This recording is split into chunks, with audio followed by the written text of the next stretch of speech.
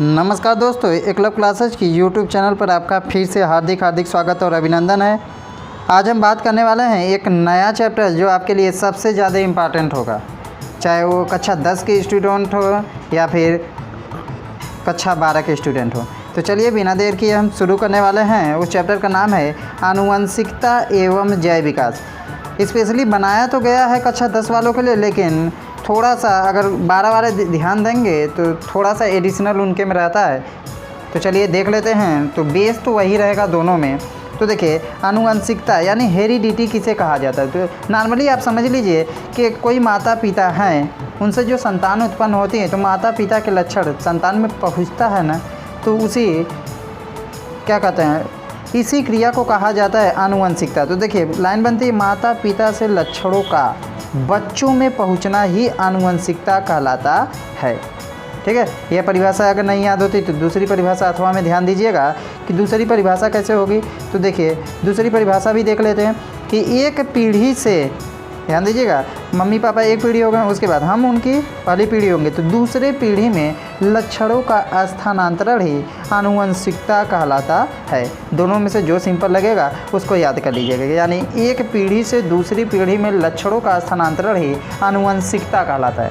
अब चलिए आगे चलते हैं कि जीव विज्ञान की वह शाखा जिसके अंतर्गत, ध्यान दीजिएगा पॉइंट में, जीव विज्ञान की वह शाखा जिसके अंतर्गत आनुवंशिक लक्षणों, ठीक है, आनुवंशिक लक्षणों या फिर आनुवंशिकता, यही शब्द वहाँ लिख सकते हैं, का अध्ययन किया जाता है, उसे आनुवंशिकी यानी जेनेटिक्स कहा जाता है।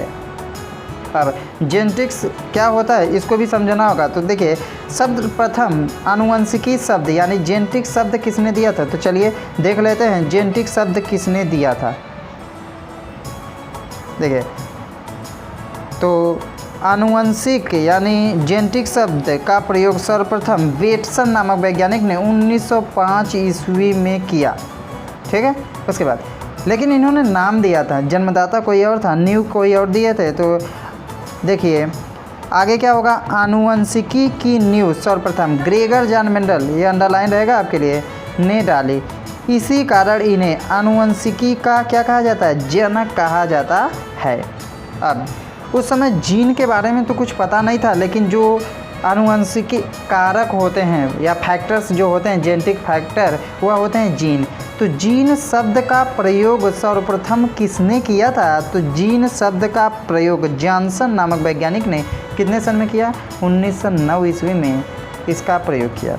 अब देख लेते हैं, आपको जानना होगा ग्रेगर जॉन मेंडल का जीवन परिचय या फिर जीवनी, जैसे हम हिंदी साहित्य में पढ़ते हैं जीवन परिचय में जन्म स्थान, कितने सन में हुआ था, क्या क्या कृतियाँ थी, साहित्यिक परिचय, उसके बाद मृत्यु कब हुई, इतना सब देखा जाता है। तो चलिए इसमें भी ग्रेगर जॉन मेंडल के बारे में थोड़ा सा आप समझ लीजिए। तो चलिए देखते हैं कि ग्रेगर जॉन मेंडल के बारे में कितना है।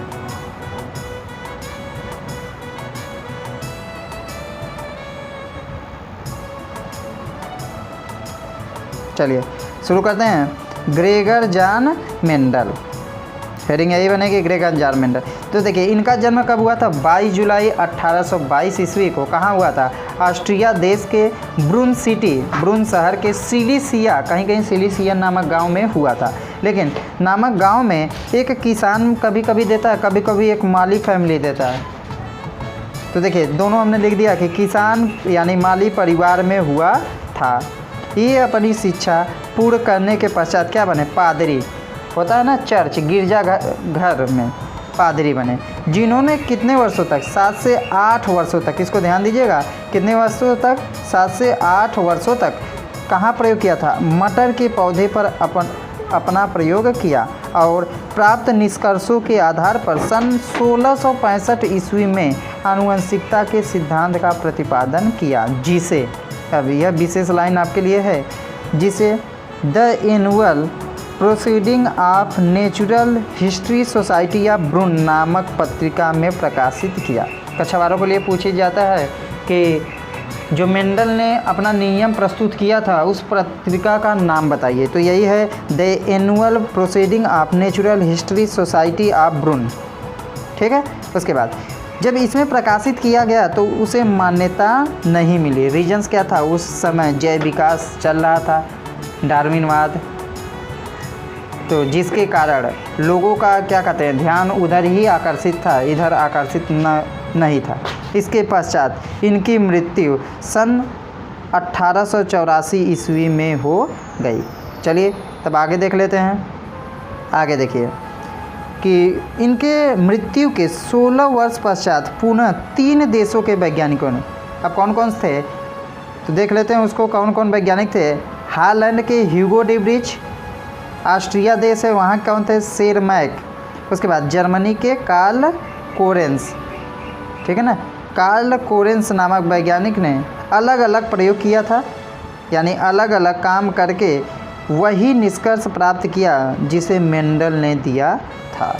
तो इन्होंने पुनः मेंडल को जीवित कर दिया। इसी कारण मेंडल को आनुवंशिकता का जनक भी कहा जाता है। आधुनिक आनुवंशिकता का जनक भी ग्रेगर जॉन मेंडल को कहा जाता है, इसको भी लिख लीजिएगा। तो चलिए अब आगे हम जानेंगे कि मेंडल ने मटर का ही पौधा क्यों चुना। उसको समझना होगा कि मेंडल ने मटर का पौधा क्यों चुना। चलिए देख लेते हैं कि मेंडल ने मटर के पौधों को क्यों चुना, क्या रीज़न था कि उन्होंने मटर के पौधे को ही चुना। तो मेंडल द्वारा मटर के पौधे चुनने का कारण, रीज़न क्या था। तो देखिए पहला पॉइंट बनता है कि यह 1 वर्षीय पौधा था। आप देखते हैं 3 महीने में मटर ख़त्म हो जाता है, 3 से 4 मंथ में, तो 1 वर्षीय में आता, यानी जिनकी लाइफ साइकिल 1 ही साल कंप्लीट हो जाती है। उसके बाद दूसरा क्या पॉइंट है, इसको आसानी से कहीं पर भी क्या होता है, उगाया जा सकता है। तीसरा पॉइंट क्या है, इसमें अधिक विरोधी लक्षण पाए जाते हैं। चौथा क्या, इसमें परागण, इसको ध्यान दीजिएगा, इसको आगे पढ़ना भी होगा, और पिछले में हमने आपको बता भी दिया कि परागण क्या होता है। तो देखिए इसमें परागण की क्रिया आसानी से कराई जाती है। अब इसके बाद अभी एक पॉइंट हमने बताया कि इसमें अधिक क्या विरोधी लक्षण पाए जाते हैं। तो उन विरोधी लक्षणों को देख लेते हैं कि मटर में पाए जाने वाले कितने जोड़ी, 7 जोड़ी विरोधी लक्षण। तो चलिए बिना देर किए इसको भी देख लेते हैं, क्योंकि वीडियो थोड़ा सा लॉन्ग बन रहा है। चलिए इसको भी देख लिया जाए। मटर में पाए जाने वाले 7 जोड़ी विरोधी लक्षण, आप हेडिंग दे लीजिएगा, ऐसे चार्ट बनाना होगा आपको थोड़ा सा। चलिए देख लिया जाए। तो देखिए क्रम संख्या, लक्षण, प्रभावी, अप्रभावी। प्रभावी जो अपना प्रभाव देगा, अप्रभावी जो छिपा रहेगा, उसको अभी आगे जानना होगा उनके टर्मिनोलॉजी में, यानी शब्दावली में मेंडल के। तो पहला, पौधे या फिर तने की लंबाई। देखिए मटर का जो पौधा लिया था उसमें 2 लक्षण वाला लिया था, एक कैसा लंबा पौधा लिया था, एक बौना।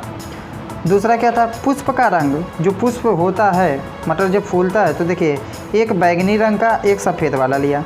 उसके बाद तीसरा क्या था, पुष्प की स्थिति, एक कक्षस्थ एक शीर्षस्थ। इसको समझिए, शीर्षस्थ मतलब मूंग, देखे मूंग जैसे एकदम छोर पर टर्मिनल होता है, वैसे ही अप्रभावी वाला शीर्षस्थ, लेकिन कक्षस्थ वाला क्या होता है, एक्सियल, मतलब चारों ओर मतलब शाखाएं देकर फैलता है। उसके बाद चौथा पॉइंट आता है फली का रंग, एक हरा होता है एक पीला। फली में तो जिसको छिमी आप बोलते हैं, तो हरा पीला। उसके बाद फली की आकृति, फूली हुई पिचकी हुई, पट्टा जिसे बोलते हैं, पिचकी हो जाएगी, अब फूली हुई जिसमें दाना रहता है। उसके बाद छठा, बीज की आकृति, बीज देखे होंगे एक गोल होती है और एक झुर्रीदार। झुर्रीदार मतलब पिचकी हुई, जो एकदम नहीं, इसको कहा जाता है रिंकेट, मतलब आप मार्केट में देखोगे हरे रंग की बीज होती है जो कि एकदम पिचकी हुई रहती है। उसके बाद बीज का रंग पीला और हरा। अब एक चीज़ और ध्यान दीजिएगा, हमने यहाँ कैपिटल टी, यहाँ स्मॉल टी, और यहाँ देखिए capital R, small R, capital Y, small Y. तो यह प्रदर्शित किया जाता है, उनके टर्मिनोलॉजी में आपको पढ़ना होगा, प्रभावी अप्रभावी क्या होते हैं, कैसे प्रदर्शित किया जाता है, समयुग्मकी, विषमयुग्मकी, जो भी होगा आगे पढ़ना होगा। तो अगले वीडियो में हम यही जानेंगे कि मेंडल के नियम में प्रयुक्त प्रमुख शब्दावलियाँ क्या क्या हैं। ठीक है, अब इसको ध्यान से पढ़िएगा, 1-2 बार रिपीट कर प्रयास कीजिएगा, लिख लीजिएगा। कक्षा 12 वालों के लिए एक अलग से वीडियो बनेगा, लेकिन आप भी इसको एक बार ज़रूर देखिएगा। कक्षा 10 वाले तो इतना लिखेंगे, हम इनके लिए PDF भी तैयार किए हैं। तो चलिए इसी के साथ यह वीडियो हमारा समाप्त होता है। अगर यह वीडियो अच्छा लगा हो तो हमारे चैनल को लाइक और सब्सक्राइब अवश्य कीजिएगा। फिर मिलेंगे अगले वीडियो में, तब तक के लिए टाटा बाय बाय।